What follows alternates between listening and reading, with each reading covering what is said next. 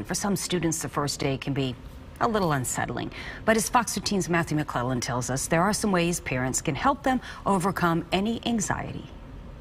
There are a lot of reasons why back to school causes so much anxiety for a lot of kids. You've got kids who've been sleeping in all summer. Starting next week, they're going to be waking up with mom and dad coming into the room. They're then going to be separated from them. Maybe they're worried about dealing with classmates again. Maybe they're worried about grades. And then you add on top of this the lasting effects of COVID-related learning loss. Educators and health experts agree we are still dealing with the impact of remote learning and its limitations. I spoke with Dr. Wendy Rice. She's a child psychologist based in Tampa, and she says it has had an impact socially and mentally from kids missing countless hours of in-person instruction. She's telling parents, before assuming your children are being lazy or stubborn about their classwork or their homework, find out if they have the skills to meet the demands of what's being asked of them. See if they're able to do their homework independently. And she also points out it's possible and even likely your child might need some tutoring to get them caught up, help fill in some of the gaps. Want to lead with compassion and empathy. Hey, I see you're having a hard time. That must be really rough.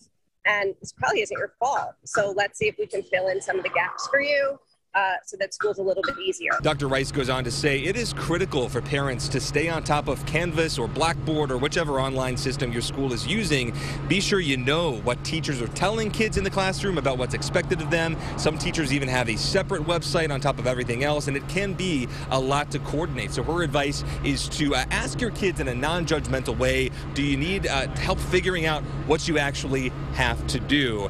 And it is a lot to organize, a lot to stay on top of. The bottom line, Dr. Rice says, is don't do your kids' homework for them, do it with them. Reporting in Tampa, Matthew McClellan, Fox 13 News.